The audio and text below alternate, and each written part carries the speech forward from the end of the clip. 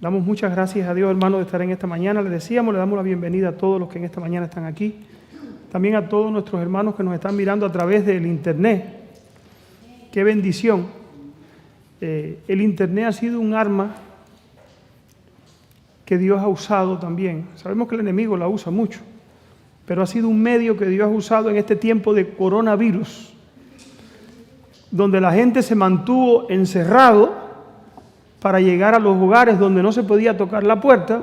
¿Quién sí podía entrar? El internet. El internet no contamina. Había personas que oí decir que hasta por el teléfono se contaminaba el coronavirus. Gracias a Dios, Dios dejó una alternativa para que la palabra de Dios siguiera ¿qué? Sigue. Y no solamente una alternativa, sino que está llegando a través de ¿qué?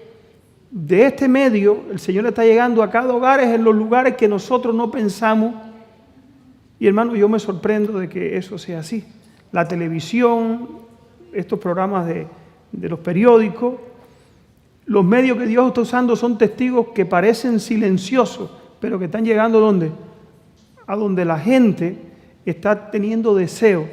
Muchas veces el Señor no puede mover a las personas en estos últimos días, pero sí puede mover a los que Él quiere mover a que escuchen ¿qué cosa? El mensaje de la palabra de Dios. Y este es un medio que Dios está usando y le agradecemos a Dios. Ahora mismo, ¿cuántos tenemos conectados, Carlita?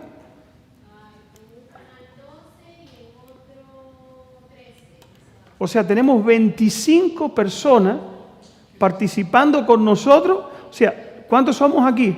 Bueno, súmenle 25 personas más. Y decimos 25 personas, pero puede ser que donde haya una persona viéndolo no haya una sola persona, hayan 2 o 3. Y así pasa, hermano, con la palabra de Dios, porque yo he ido a hogares donde tienen el televisor, están escuchando el mensaje y no hay una persona escuchándolo, hay 3 o 4 en el hogar, escuchando ¿qué? Participando con nosotros de esta escuela sabática. Y 30 y 20. Y damos gracias a Dios, hermano, por este medio que el Señor ha puesto para llegar a los hogares.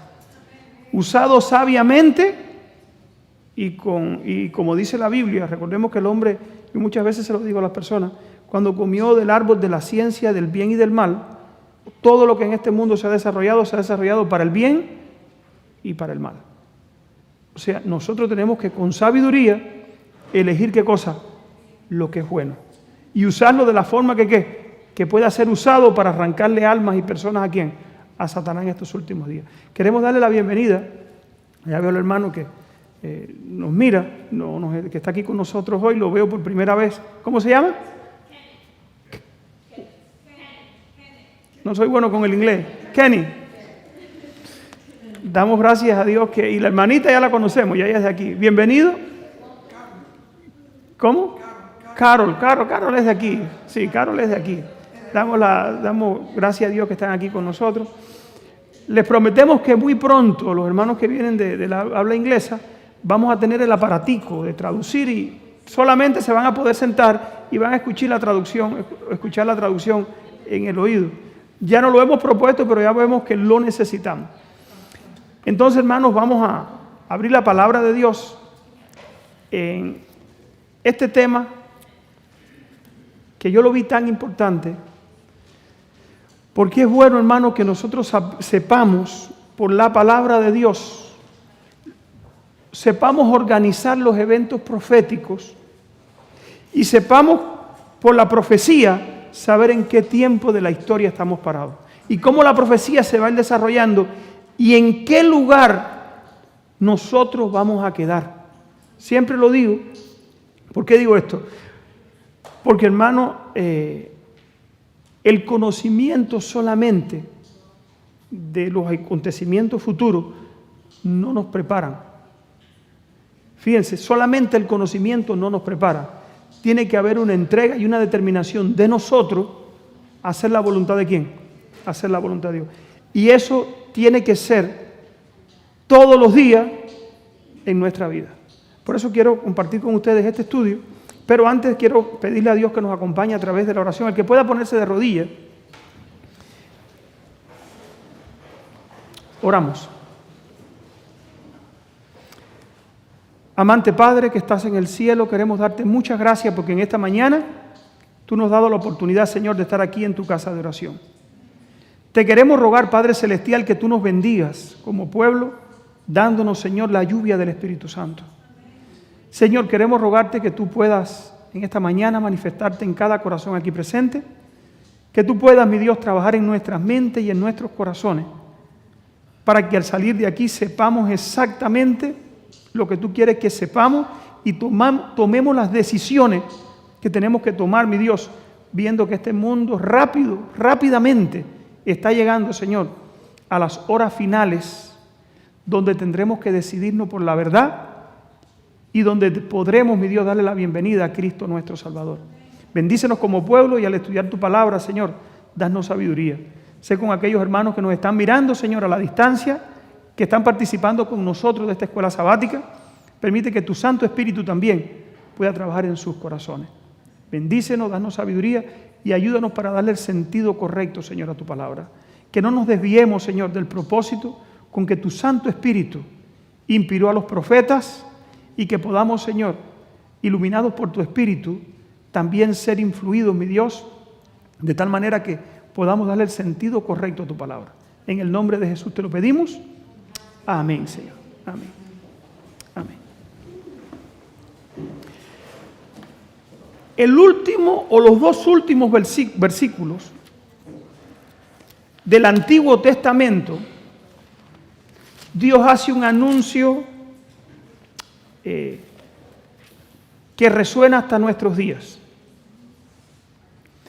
Este anuncio, que se encuentra en el versículo 5 y 6, anunciaba el precursor de Cristo. O sea, las últimas palabras, unos 450 años atrás, pastor, de Cristo, vivió Malaquías, y él anunció el surgimiento del precursor de Cristo. Y lo habló de esta manera. Dice aquí: yo envío al profeta Elías antes que venga el día grande y terrible.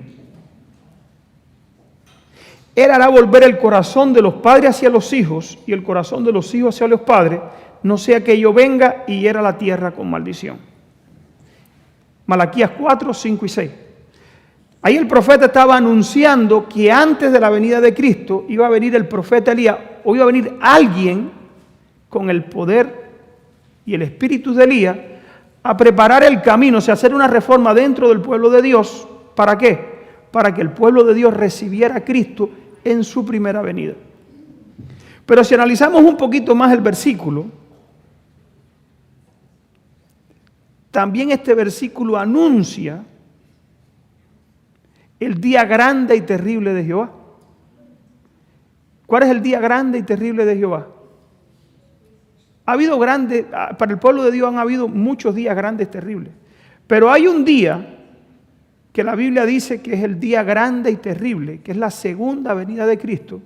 Y se anuncia que antes de que Cristo venga, también va a aparecer ¿quién? Elías. Para nosotros saber qué va a pasar en el futuro, primero tenemos que estudiar historia. Vamos un momentico al libro de Primera de Reyes y vamos a ver en qué momento de la historia apareció Elías. Primera de Reyes, capítulo 17.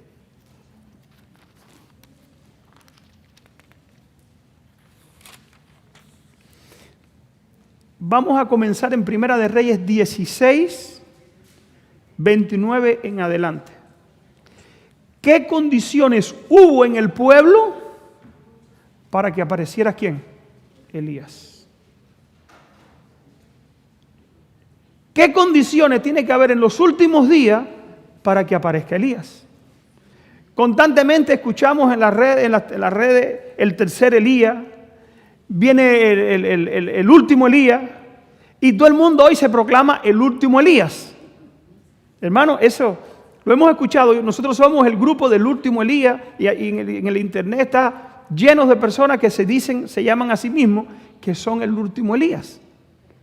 Sabemos que el último Elías no va a ser una persona, muchas veces se ha dicho, dice el Espíritu de Profecía, que es todos los que Dios use, y lo vamos a estudiar ahorita, para proclamar el último mensaje de amonestación al mundo.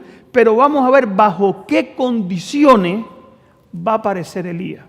Bajo qué condiciones apareció Elías en el Antiguo Testamento y vamos a encontrar el paralelo y vamos a ver quiénes tendrán el valor de ser el último Elías.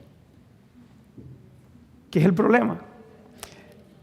En el libro de Primera de Reyes, capítulo 16, a partir del versículo 29, leemos que comenzó a reinar Acac, hijo de Omri, sobre Israel el año 38 de Asa, rey de Judá. Y reinó Acac, hijo de Omri, sobre Israel en Samaria 22 años.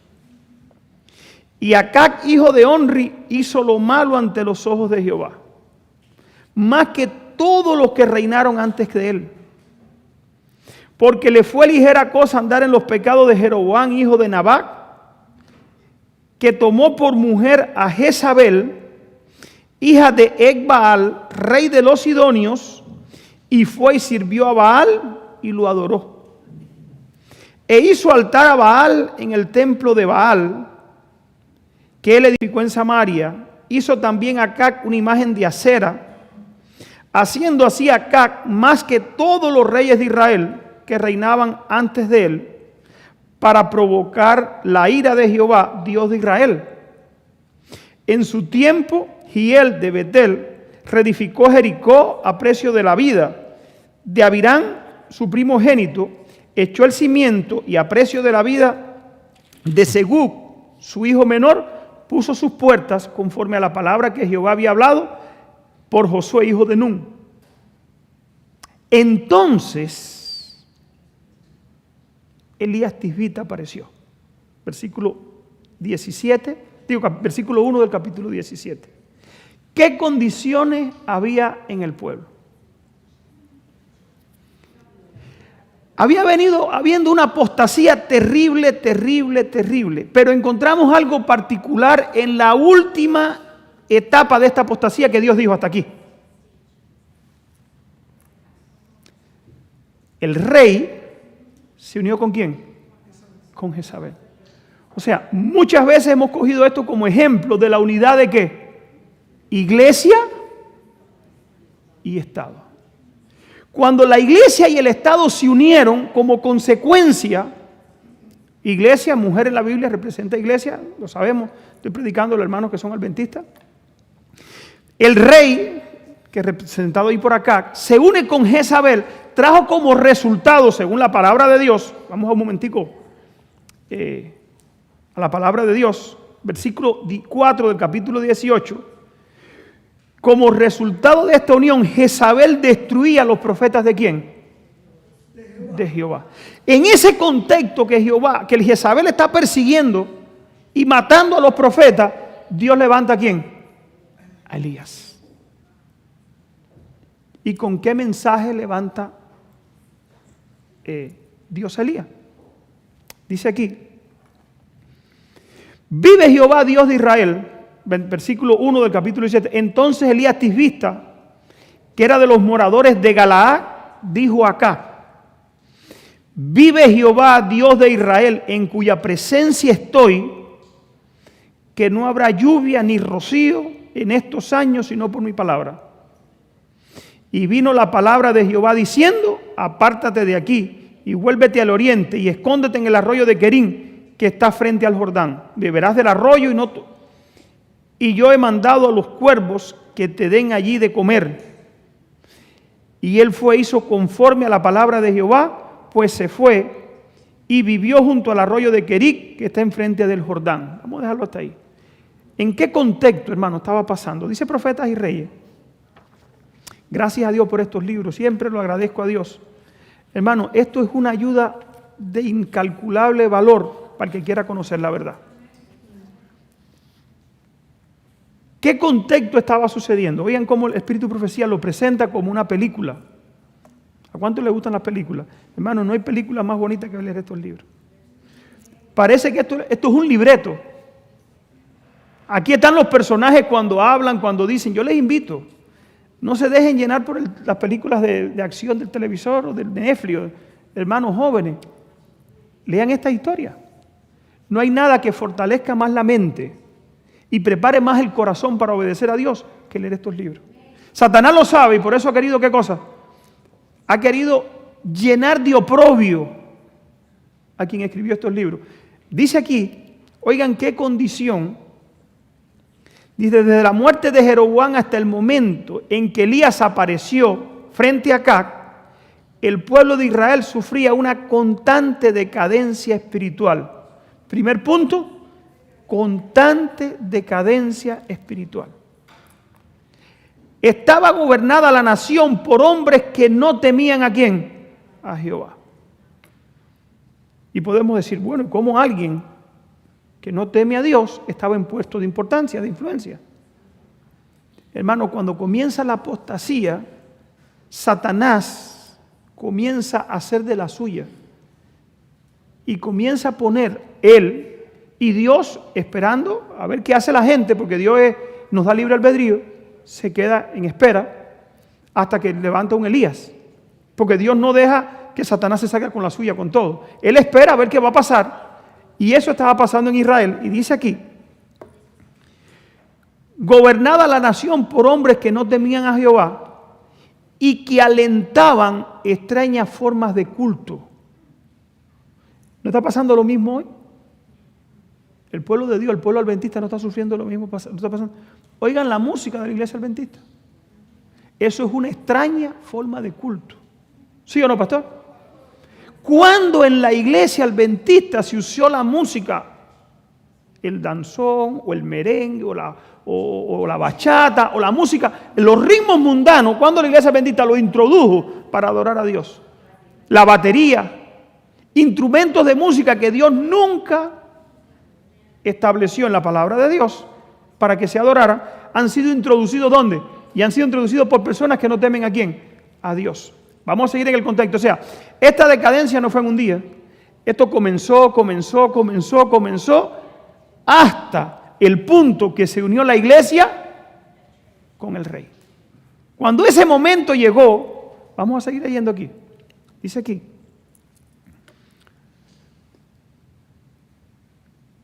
que alentaban una extraña forma de culto.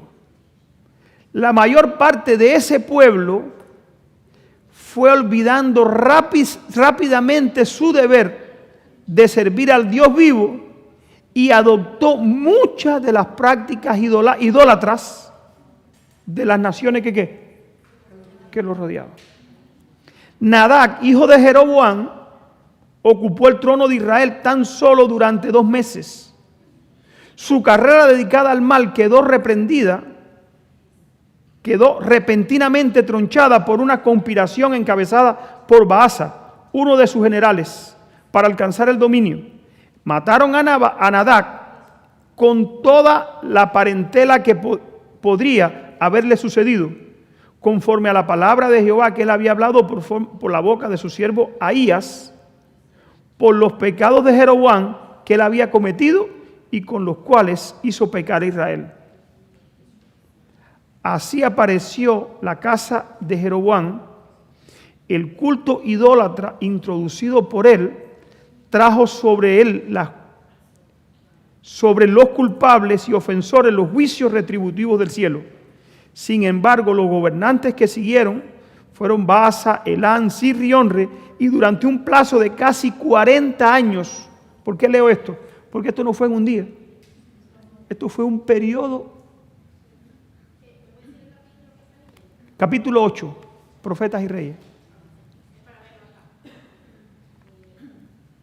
O sea, fue un periodo de decadencia, ¿no de qué? De un día.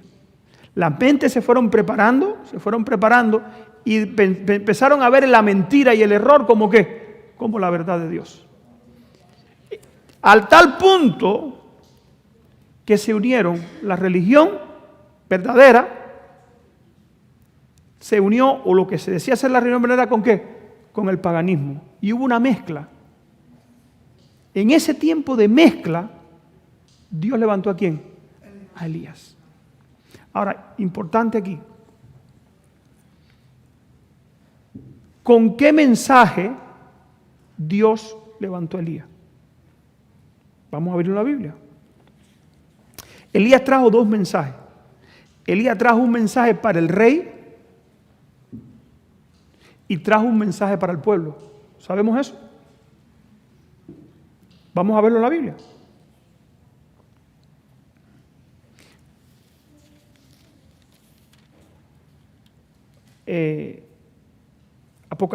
Primera de Reyes 18, 17. 18, 17. Después que Elías se le presenta acá, pasan 3 años y medio, y Elías se le presenta acá. Acá acusa a Elías de haber perturbado a Israel. Y Elías le da a Acab un mensaje específico. Cuando Acab vio a Elías, le dijo: ¿eres tú el que perturba a Israel? Y él respondió: yo no he turbado a Israel, sino tú y la casa de tu padre, por haber dejado los mandamientos de Jehová y seguido a quiénes. O sea, ¿por qué Elías apareció? Para reprender al rey que era el encargado, o sea, al dirigente de Israel, el encargado de mantener la ley de Dios dentro del pueblo, se había apartado de ella. ¿Para qué? Para servir a la idolatría. Importante esto. Los líderes de la iglesia de Dios de estos últimos días van a estar o están haciendo lo mismo. ¿No están haciendo lo mismo? No están uniendo al pueblo de Dios. No están uniendo a la iglesia de Dios con Jezabel. ¿No la están uniendo? El ecumenismo no está uniendo a la iglesia adventista con la iglesia católica. ¿No está habiendo una unión impía en eso? En esta unión impía, ¿qué trae como resultado? Que la iglesia adventista, ¿qué ha pasado con ella, hermano? Se ha venido, aquí somos adventistas, muchos que venimos de la iglesia adventista. La iglesia adventista hace 30 años atrás, 40 años atrás, quizás en la conferencia general ya estaba mezclada. El pastor me dice que desde el año 1956, ¿no, pastor? Empezó esa mezcla. Pero eso a los lugares, por ejemplo, como Cuba, eso no había llegado. Esa degeneración fue poco a poco. Como pasó con el pueblo de Israel, una extraña forma de culto fue introduciéndose. Lo mismo pasó, hermano, en el pasado, lo mismo está pasando ¿cuándo? Ahora. En este tiempo se necesitan Elías que reprendan ¿a quién? A los dirigentes. ¿Quién le pone el cascabel al gato? En este tiempo el que se atreva a reprender a un pastor y decirle que están llevando al pueblo en el ecumenismo en mala dirección, tiene que hacer como Elías, tiene que salir huyendo ¿para dónde? Para el desierto. O sea, Elías fue levantado ¿con qué? Con un mensaje para reprender primero ¿a quién? Al rey. Vamos a ver el otro mensaje que tenía Elías. Versículo 20. En el versículo 19, Elías le da una orden a Acab. Fíjense. El profeta que había sido perseguido, que había sido marginado, que había sido proscrito a muerte, ahora le dice al rey: envía pues ahora y congrégame a todo Israel en el monte Carmelo. Los 450 profetas de Baal y los 400 profetas de Acera que comen a la mesa de Jezabel. Entonces acá convocó a todos los hijos de Israel. Había un mensaje ahora ¿para quién? Para el pueblo. Y reunió a los profetas en el monte Carmelo. Y acercándose Elías a todo el pueblo les dijo: ¿hasta cuándo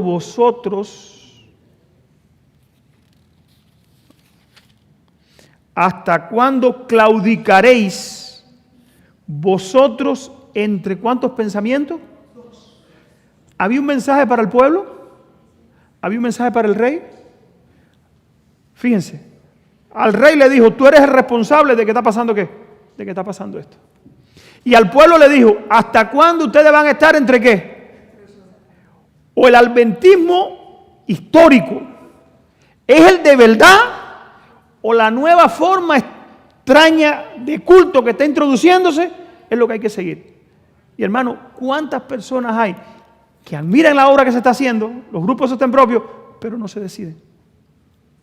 Y vienen, juegan a la religión y dicen, no, pero yo tengo que poner mis diezmos y toda mi influencia allí porque es mi iglesia, para que esa iglesia cambie. Ese no es el mensaje de Elías. Importante para nosotros.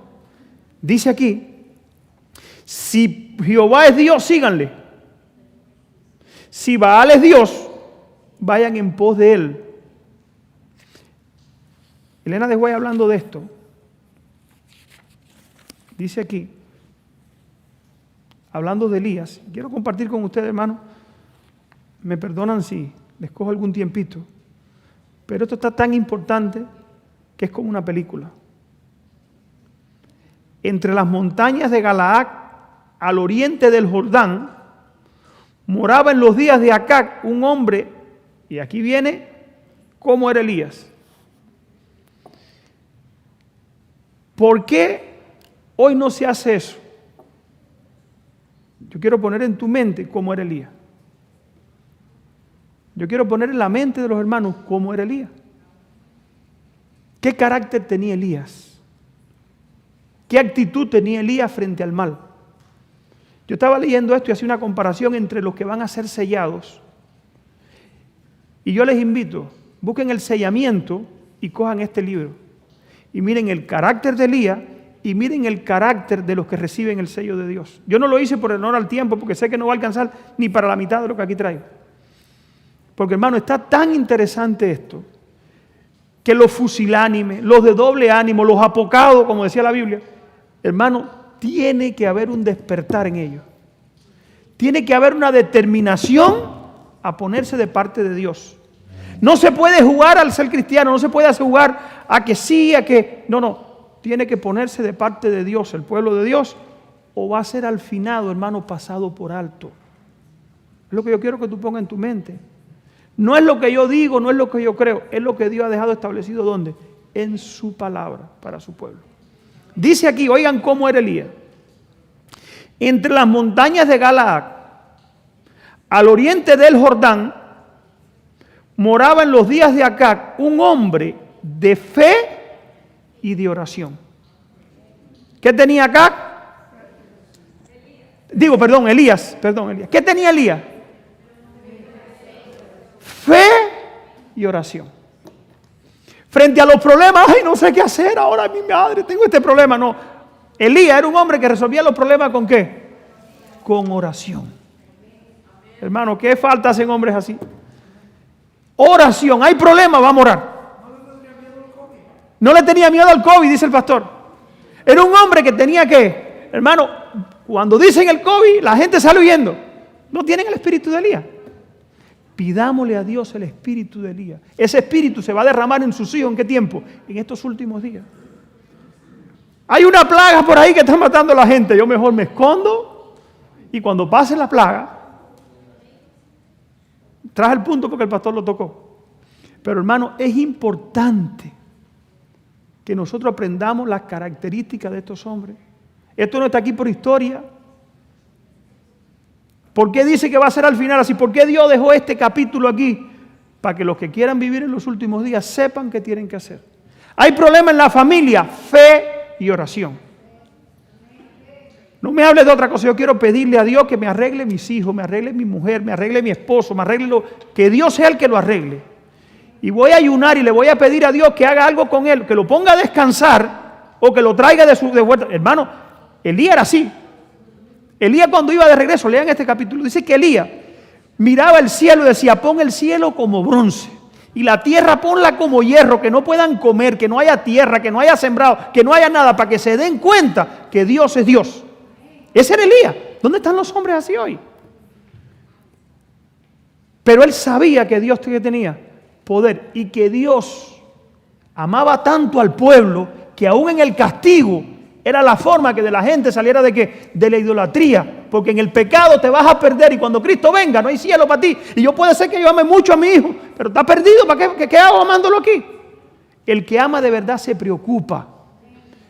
Y el que a mí no me hable de amor, el que no déjalo pobrecito y que hay que darle todo lo que para que no se sienta mal. Eso no es amor. A mí no me hablen de eso no es amor.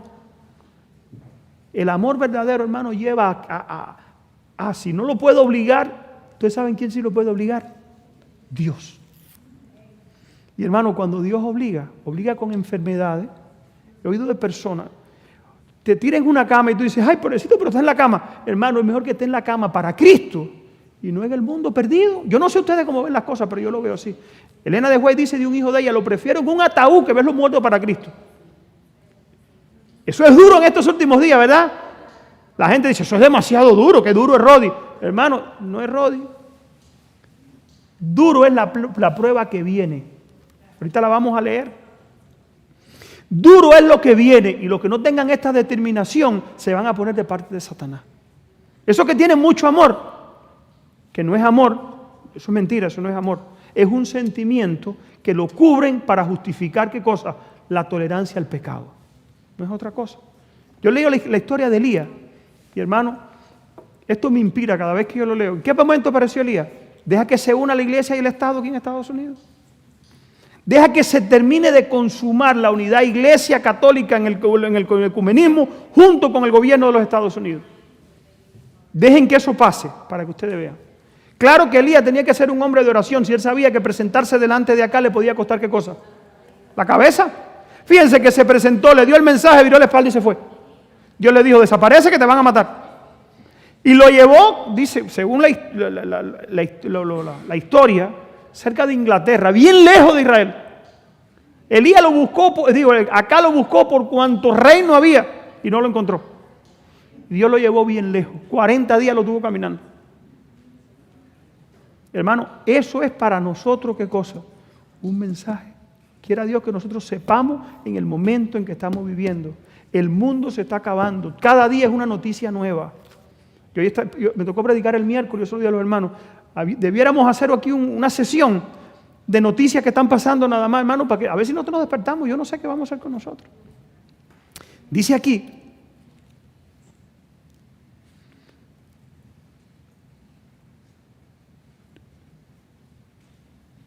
estaba destinado, Elías de oración era un hombre de fe y oración cuyo ministerio intrépido estaba destinado a detener la rápida expansión de la apostasía en Israel. Cuando nosotros vemos el mal reinante que dice, bueno, ¿qué voy a hacer? ¿Y yo qué voy a hacer? No puedo hacer nada.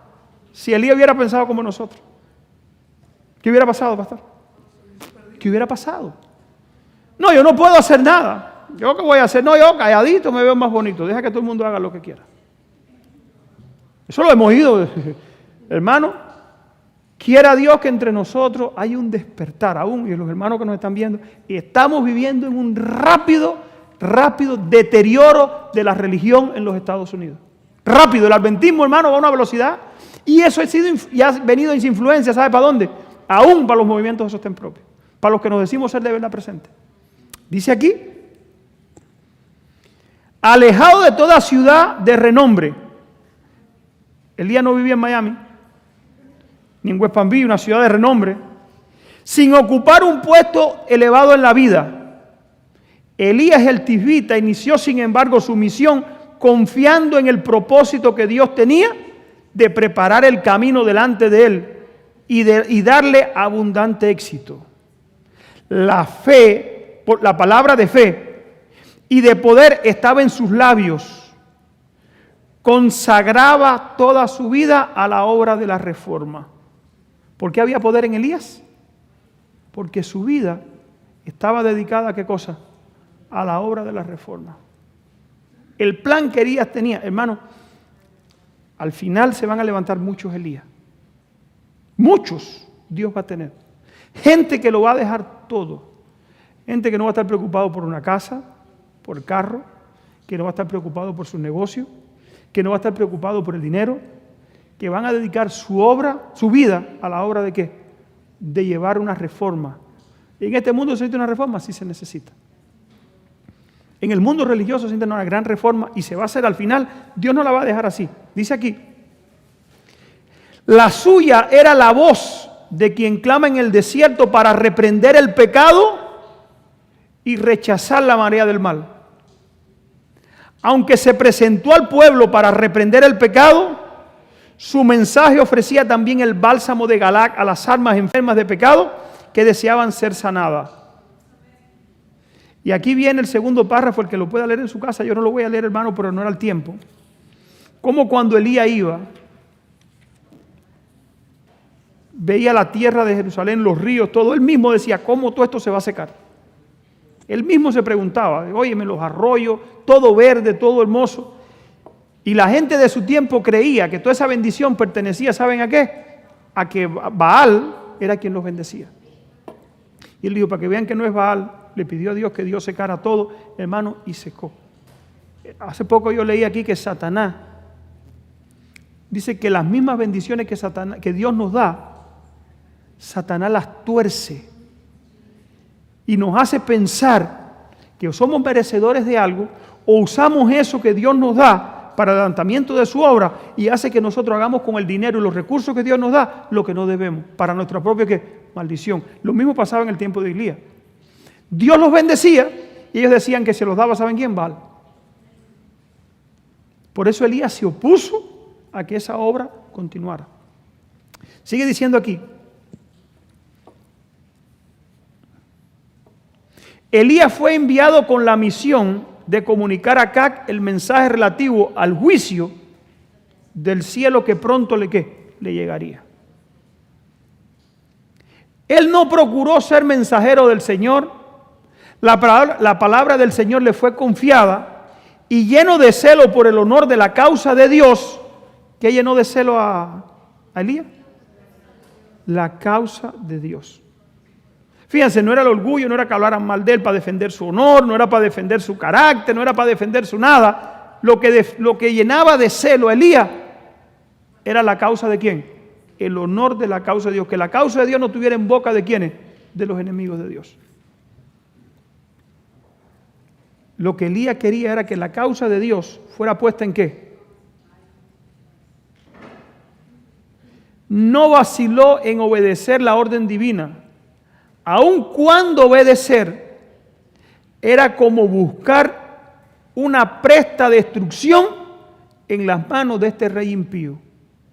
El profeta se levantó y partió enseguida y viajó día y noche hasta llegar a Samaria. No solicitó ser advertido ni admitido en el palacio, ni esperó a que se le anunciara formalmente, apoyado en la arropado con la burda vestimenta que solían cubrir a los profetas de aquel tiempo, pasó frente a la guardia que aparentemente no se fijó en él y se quedó un momento en pie frente al asombrado rey. Elías no pidió disculpas por su abrupta aparición. Hay veces que tú reprendes a alguien y la gente se siente tan mal y después tienes que ir a pedirle disculpas porque tú lo amonestaste. Tú le hiciste una invitación a que cambiara y se siente tan mal contigo y tan ofendido que hay que ir a pedirle disculpas para que vuelva a la iglesia. Hermano, ¿qué falta en Elías entre nosotros? Yo se lo digo de corazón. Ese espíritu tiene que volver a la iglesia. Quizás no con muchos. Por eso yo quiero que cambiemos la mentalidad. Elías no pidió disculpas cuando llegó allí. Miren, discúlpenme que estoy aquí, pero yo vengo de parte. No, Elías apareció allí sabiendo que Dios lo estaba mandando. Uno mayor que el rey, el gobernante de Israel, le había comisionado para hablarle. Y alzando la mano hacia el cielo, confirmó solemnemente por Dios, por el Dios viviente, que los castigos del Altísimo estaban por caer sobre Israel. Declaró: vive Jehová, el Dios de Israel, delante del cual estoy, que no habrá lluvia ni rocío en estos 3 años, sino por mi palabra. Fue tan solo por su fe poderosa en el poder infalible de la palabra de Dios como Elías entregó su mensaje. Si no le hubiese dominado una confianza implícita en aquel a quien servía, nunca habría comparecido ante Acab. Mientras se dirigía a Samaria, Elías había pasado junto a los arroyos inagotables, colinas verdeantes, bosques imponentes que parecían inalcanzables para la sequía. Elías cuando pasó por ahí dijo: ¿qué va esto aquí? Si me guío por mis ojos, es imposible que aquí muera toda esta vegetación. Pero Elías, ¿en qué estaba confiado? en la palabra de Dios. Dios le dijo, ve y dile al rey que por 3 años y medio no va a haber agua. Y allí fue Elías. Si Elías se deja llevar por las circunstancias de lo que le podía suceder, Elías nunca va. ¿Por qué? Porque lo podían matar, ¿sí o no? Habían matado a los profetas y lo que quedaban era un grupito que estaba escondido. Y hermano, en ese contexto apareció Elías. Con un mensaje distinto, con una actitud distinta, pero lo único que llenaba a Elías era el celo por la causa de ¿quién? De Dios. Los que tengan ese celo, dice Elena de White, que actuarán sin importarle qué cosa, las consecuencias en el sellamiento. Léanlo allí para que vean. Dice que los que tengan ese celo, dice que pasarán las restricciones como paredes que su cemento no ha fraguado. ¿Lo ha leído, pastor, esa nota? ¿Por qué? Porque el celo que los inspira va acompañado de ¿qué? De fe y confianza en el que puede quitar ¿qué? Todos los obstáculos. ¿Y ese quién es? Es Dios. En ese tenemos que confiar nosotros. En la era final, voy a apurarme porque ¿hasta qué hora tengo? ¿Hasta la 1? No les voy a coger tanto tiempo. ¿Cómo será el final?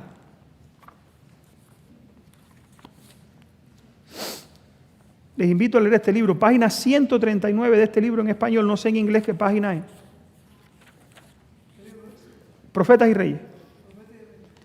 El capítulo 14 se titula En el espíritu y el poder de Elías. Fíjense, ya este es el último mensaje. En el espíritu y el poder de ¿qué? De Elías. Como dice el mensaje de Malaquías, página 39, dice aquí.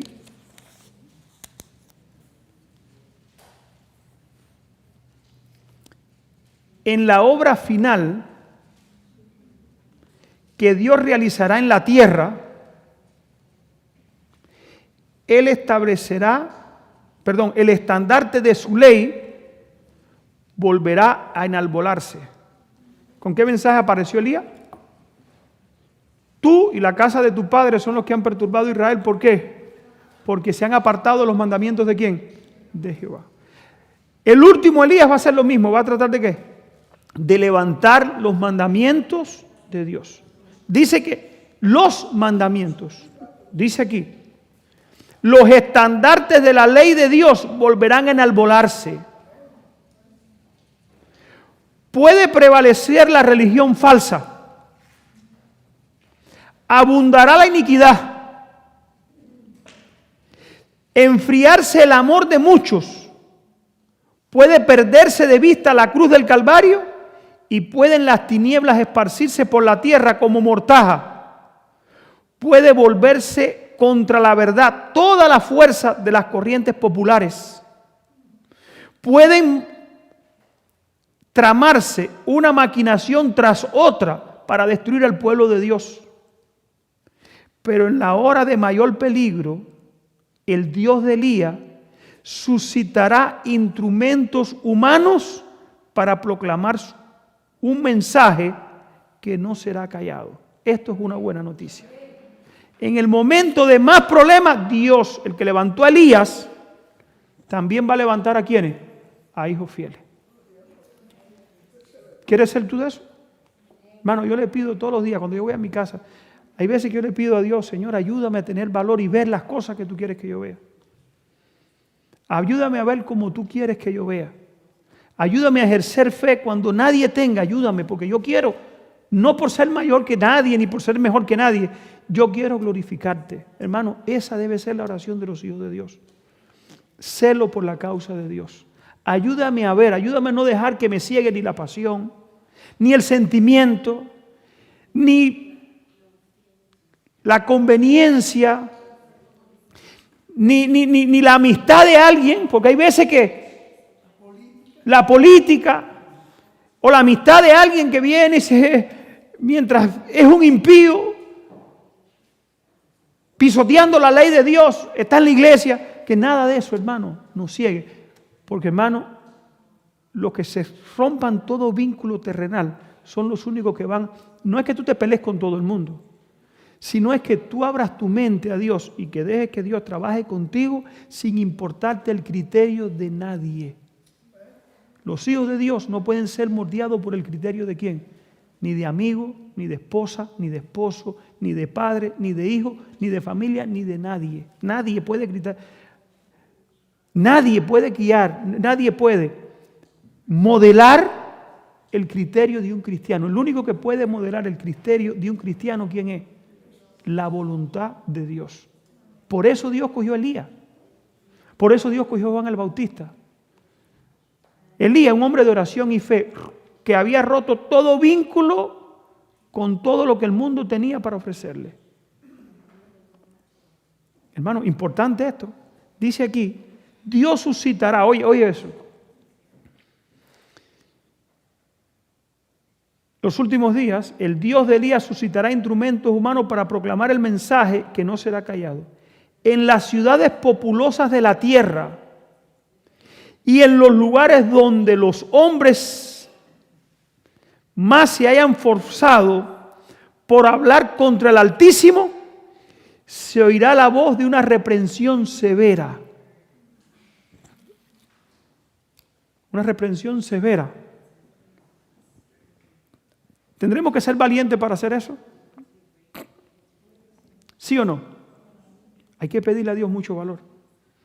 Porque, hermano, es peligro de la vida. Es peligro de perderlo todo. Oigan aquí como dice aquí. De Altísimo se oirá la voz de reprensión severa. Con osadía,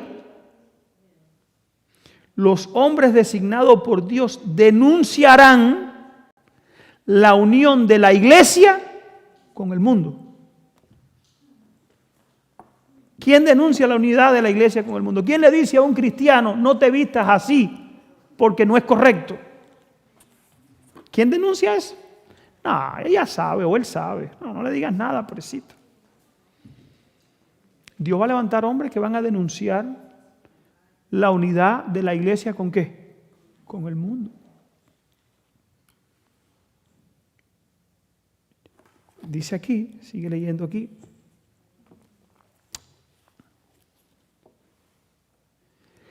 Con fervor invitarán a los hombres y a las mujeres a apartarse de las observancias de las instituciones humanas para guardar el verdadero día de reposo. Proclamarán a toda nación. Ahora viene el mensaje de los últimos Elías. ¿Cuál es el mensaje de los últimos Elías? ¿Cuál es? El mensaje de los 3 ángeles junto con Apocalipsis, ¿qué? 18. El último mensaje que Dios tiene para los Elías de los últimos días es una severa reprensión también para este mundo, hermano. Dice aquí, temed a Dios y dadle gloria, porque la hora de su juicio es venido. Adoren a aquel que hizo el cielo, la tierra, el mar y la fuente de las aguas. Si alguno adora a la bestia, al papado, y a su imagen, el protestantismo apóstata, y toma la señal en su frente o en su mano, este también beberá del vino de la ira de Dios, el cual está echado puro en el cáliz de su ira. Dice aquí un poquito más. No está lejos el tiempo. Y ahora vengo para aquellos que tienen mucho amor. Hermano, escuchen. En que cada alma será probada. Dice el apóstol Pablo, que seremos todos probados a ver si lo que hemos venido construyendo, lo hemos venido poniendo sobre un fundamento sólido o sobre paja, heno o hojarasca. Oigan aquí. No está lejos el tiempo en que cada alma será probada. Si tú que me estás viendo, tú vas a ser probado. Tú. Yo. Tú vas a ser probado. Y van a ser probados tus conceptos, los que tú tienes. Tus conceptos. Tus conceptos de familia. ¿Quién es tu familia? Ese concepto va a ser probado. Jesús dijo, cuando el concepto de familia de Jesús fue probado, ¿sí o no? Tu padre, tus hermanos y tu madre te buscan. Mi padre y mis hermanos son los que hacen la voluntad de ¿quién? De Dios. Ese concepto le va a ser probado a muchos que hoy no pueden separarse de su familia mundana. que lo están llevando por un camino torcido, que sus conceptos los ponen por encima de la palabra de Dios, sus conceptos van a ser probados. El concepto que tú tienes acerca de tu dinero te va a ser probado. Si es tuyo, si no es tuyo, si tú lo tienes para el servicio de Dios, tu concepto ese va a ser probado. El concepto que tú tienes en cuanto a la alimentación te va a ser probado. La reforma pro salud. Todo lo que tú tienes te va a ser ¿qué? Probado. Todo, hermano, por eso es importante tener un carácter simétrico y bien determinado. Dice aquí, llegará el tiempo, y hermano, yo veo ese tiempo. Antes lo veía en un horizonte bien lejos, hoy lo estoy viendo que se está acercando. Que se está acercando. Ojalá y hayamos aprendido del COVID-19 que pasó ahora. ¿En quién confiamos? ¿Qué está pasando? Que pensamos que se estaba yendo y ahora lo que está es aumento. Ojalá. Hay hermanos que no han venido más a la iglesia.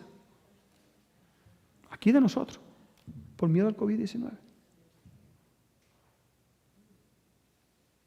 Yo no critico a nadie ni estoy juzgando a nadie. Cada cual tendrá su motivo. Pero que su motivo, hermano, sea afincado en la palabra de ¿quién? Afirmado en la palabra de Dios. Que el motivo que nosotros tenemos, tengamos el fundamento en la palabra de Dios. Aprendamos de la historia del pasado.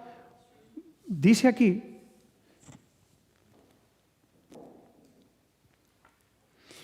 la contienda será entre los mandamientos de Dios y el de los hombres. Cuando el sábado se ponga, dice la hermana Guay que la familia va a llegar y te va a decir, oye, tienes que dejar esa religión. Esa religión te está buscando problemas. Esa religión es fanatismo. Muchos van a ver que van a oír el consejo de su mamá, de su papá, de su esposo. Muchos cuando se han probado económicamente, no puedes comprar o vender. Yo mejor me quedo donde pueda comprar y vender para no buscarme un problema. Hermano, todos vamos a ser probados, todo en todos los conceptos que hemos tenido. En todos los conceptos. Otros por amor a sus hijos, porque los quieren tanto, no, yo mejor me voy para aquí para que no pasen hambre y necesidad. Está escrito que va a pasar. Por eso, hermano, tenemos que todos esos conceptos reconsiderarlos. Dice aquí. Los que hayan cedido, ahora viene para aquí, paso a paso, a las exigencias mundanales. ¿Cómo fue decayendo el pueblo de Israel? ¿Cómo el pueblo de Dios se ha venido contaminando?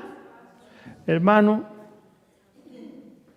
y hermanas, el mundo exige moda, exige forma de vestir, exige forma de caminar, exige tipos de zapatos, formas de comer. El mundo exige todo eso.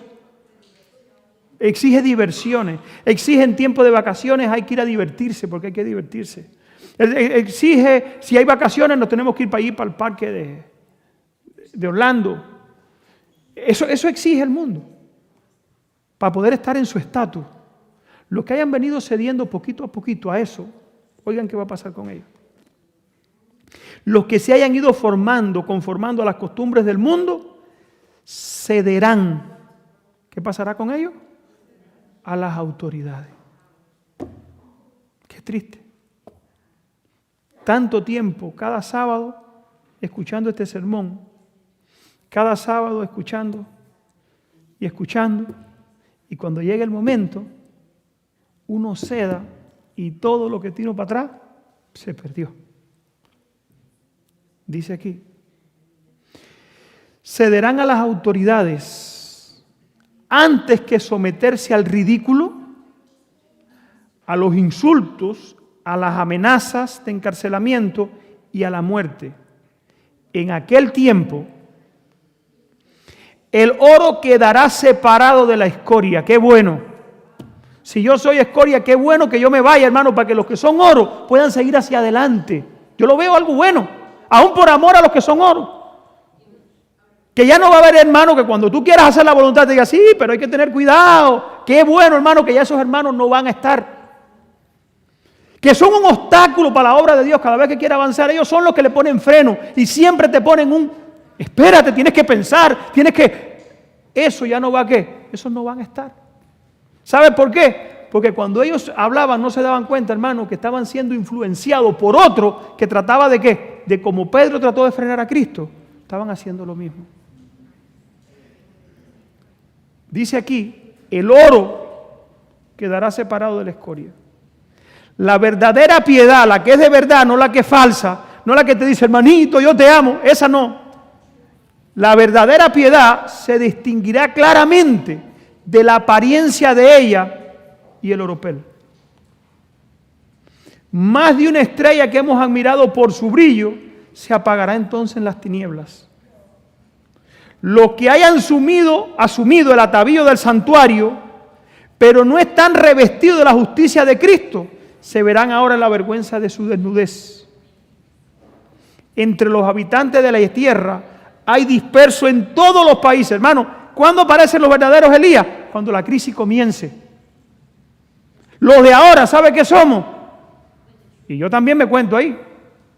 Yo no me creo un Elías todavía. Hay que esperar que llegue el momento. Dice la Biblia que cree que esté firme, mire que no caiga. Miren dónde están los verdaderos Elías, miren aquí. Entre los habitantes de la tierra hay dispersos en todos los países quienes no han doblado la rodilla ante Baal. Como las estrellas del cielo que solo se ven de noche, estos fieles brillarán cuando las tinieblas cubran la tierra y densa oscuridad los pueblos. ¿Cuándo van a aparecer esos Elías? Hermano, quiera Dios que nosotros seamos de eso, que preparemos nuestro carácter. Hoy no se sabe quién es todavía. Hoy, hermano, con la carreta vacía cualquiera puede caminar. Deja que nos las empiecen a llenar. Deja que nos las empiecen a llenar. Y eso está muy cerca. No crea que tú vas a escapar de esta prueba. No crea que yo me voy para el campo y ahí en el campo yo estoy tranquilo y no va a pasar nada y voy a sembrar mi yuquita y voy a comerme mi frijolito. No, allí te va a coger también. Y allí tú y tu familia y todo el que esté allí va a ser ¿qué? Va a ser probado. Porque la prueba viene para ¿cuántos? Hay muchos que piensan que tienen que huir al campo porque allí se van a librar de lo que viene. No, allí va a ser peor si no están convertidos. Allí va a ser peor si no están preparados. Porque todos los que están al lado tuyo, que no están preparados, te van a ir arriba. Y aquello va a ser terrible. Y hermano, vienen pruebas duras. Seguimos aquí.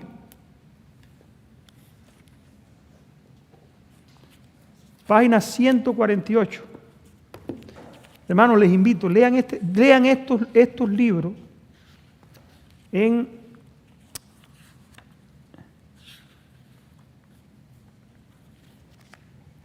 Eventos de los últimos días. Fin de la libertad religiosa.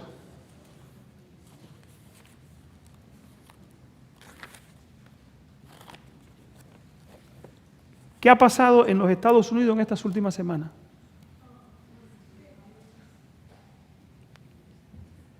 La gente tirada en las calles, protestas por aquí, protestas por allá. Por donde quiera hay protestas, gente que protesta. Ya la gente protesta por todo. Pero la última protesta en Estados Unidos grande, la última exigencia que se va a hacer, ¿saben cuál es? Una exigencia religiosa. ¿Saben eso? El pueblo va a pedir una exigencia religiosa. Lo vamos a leer aquí. Dice aquí. Evento de los últimos días, página 148. 148 dice el pequeño tiempo de angustia.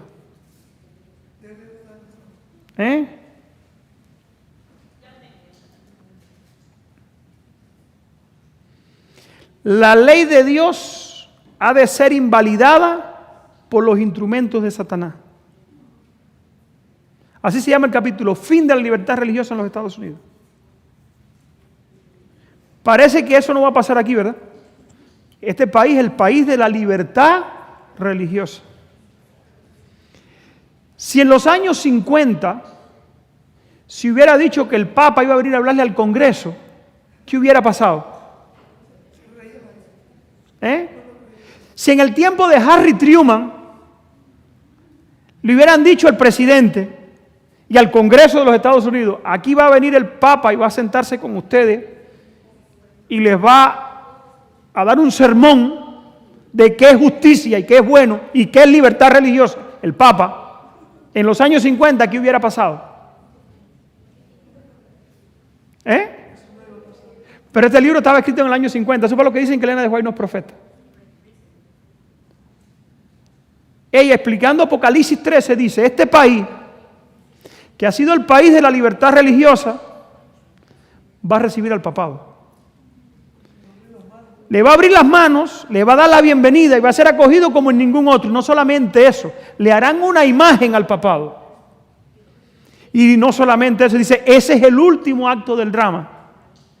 Y dice, y Apocalipsis 14, dice que le digan a la gente que tengan cuidado con el Papa, que si reciben su marca, el número de su marca, el número de su nombre, van a recibir los juicios de Dios. Eso, en los años 50, decir eso en los Estados Unidos, el Congreso, decir eso es que decir que la libertad religiosa en los Estados Unidos iba a acabar, también era ¿qué? Locura. Pero jóvenes que están aquí, jovencitos, los mayores, a nosotros nos va a tocar vivir eso. Y una religión, ya lo estamos viendo. El Papa vino en el 2015, se presentó al Congreso, le habló al Congreso. O sea, lo que antes parecía loco, inverosímil, ya hoy es una realidad que la podemos ¿qué? Tocar. Y sin embargo, no nos damos cuenta que tenemos que hacer arreglo lo más rápido posible en nuestra vida espiritual y tomar decisiones para poder pasar la prueba que viene y cuando venga esa prueba, estar del lado correcto de la historia. ¿Qué estás haciendo con tu vida? No dejes para el futuro, analiza qué hiciste 3 días atrás. Esa es tu vida. 4 días atrás, lo que tú hiciste hace 4 días atrás, tus pensamientos, todo lo que tú hiciste ahí, esa es tu vida. Si hay algo que arreglar, tienes que arreglarlo. Porque Satanás te dice, arréglalo de aquí a... Siempre lo va posponiendo para el futuro. Tú vas a estudiar mucho la Biblia, pero la semana que viene. Tú vas a tener tiempo para leer la Biblia y el Espíritu decía, pero para después. Hoy, coge el teléfono, ponte en YouTube o ponte en Facebook y pierde el tiempo buscando allí toda la basura que sale. Y que fulano dijo, y que mengano dijo, y que mire este video de risa. Dice aquí, una gran crisis aguarda al pueblo de Dios. Muy pronto, nuestra nación intentará imponer sobre todos la observancia del primer día de la semana como un día sagrado. Al hacerlo, no tendrá escrúpulos de obligar a los hombres contra la voz de su propia conciencia a observar el día que la nación declara como día de reposo. Los adventistas del séptimo día pelearán la batalla por el día de reposo del séptimo día. Los adventistas que sean como Elías, no todos los adventistas. No te creas que por llamarte adventista, estar tu nombre aquí en la iglesia, venir todos los sábados y ya tú eres adventista. No, para esos adventistas no.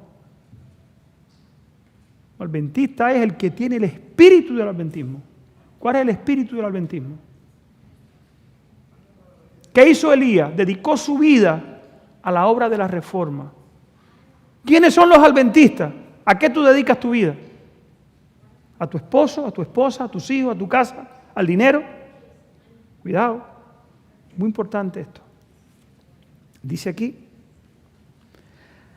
al hacerlo no tendrán escrúpulos de obligar a los hombres, Los adventistas del séptimo día pelearán la batalla por el día de reposo del séptimo día.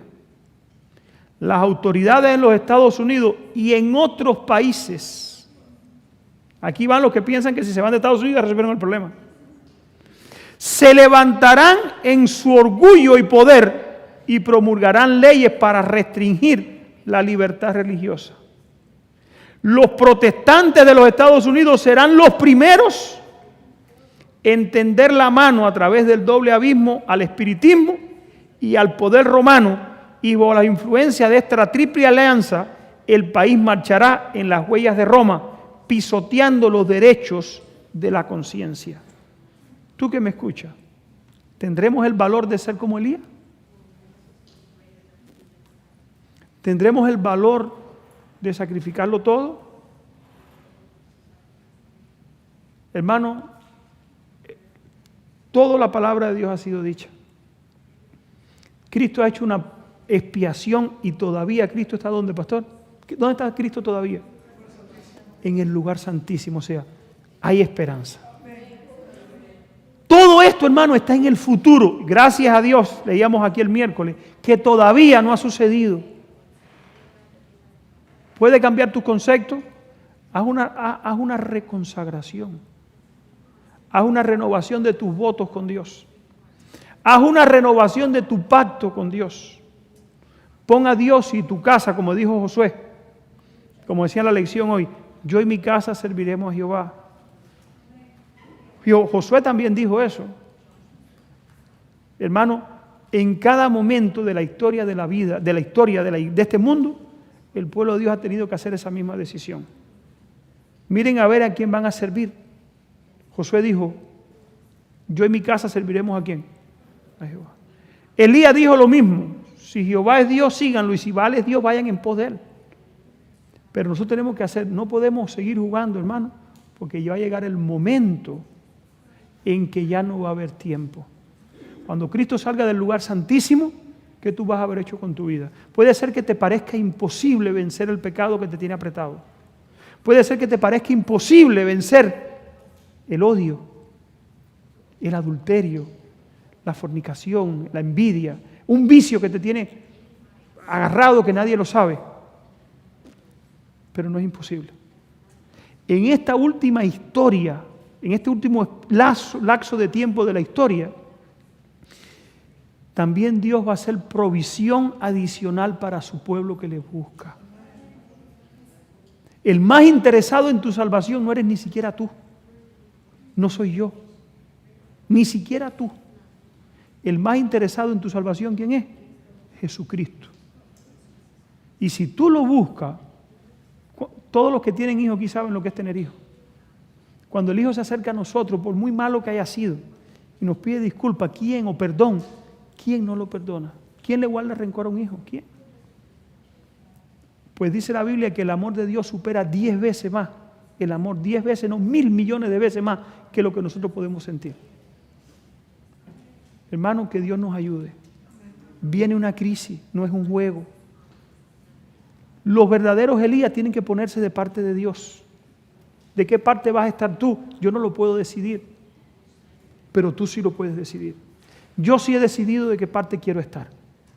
Por mí yo sí puedo decidir, pero ni siquiera por mis hijos. Y les digo, la crisis viene.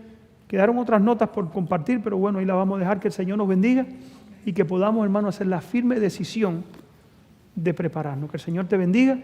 Es mi deseo de oración en esta noche, en esta mañana.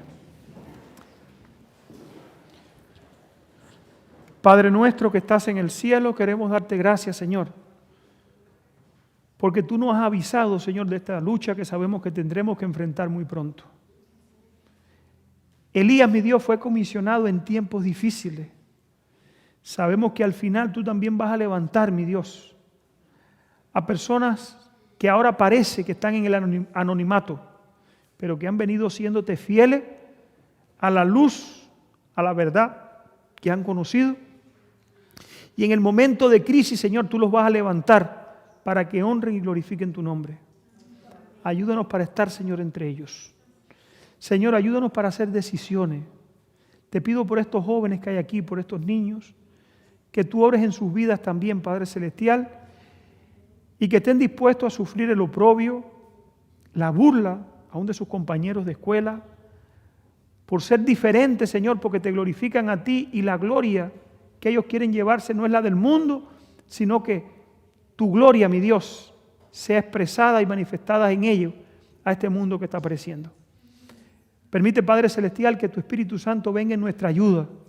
Tú sabes cuántas, mi Dios, pruebas tenemos que pasar, cuántas luchas, cuántas situaciones puede haber que está pasando cada hermano en esta mañana aquí, en aquellos que nos están mirando. Tú sabes, mi Dios, cuántas luchas pueden estar teniendo en sus corazones, en sus vidas. Queremos pedirte, Padre Celestial, que tú obres en sus vidas, Señor, y puedas darle la victoria sobre el pecado. El vicio, Señor, las cosas que nos separan de ti. Permite, Padre Celestial, que puedan ser obtenida la victoria sobre ellos y que podamos, Padre, glorificar y honrar tu nombre. Recibir tu sello, tu Espíritu Santo y ser, mi Dios, instrumentos que tú puedas usar como usaste Elías en tiempos de crisis. Bendice a cada hermano que ha venido hasta aquí, bendice a aquellos que nos están mirando a través de las redes. Bendice también, Padre Celestial, los alimentos que vamos a participar de ellos en este momento. Bendice las manos que lo elaboraron y que tú siempre, mi Dios, nos des también este alimento físico que también necesitamos. Cuídanos y guárdanos ahora de regreso a nuestros hogares y que podamos mantener, mi Dios, nuestra mente y nuestro corazón en la santidad de tu santo día de reposo. En el nombre de Jesús, amén, Señor. Amén. Que el Señor les bendiga.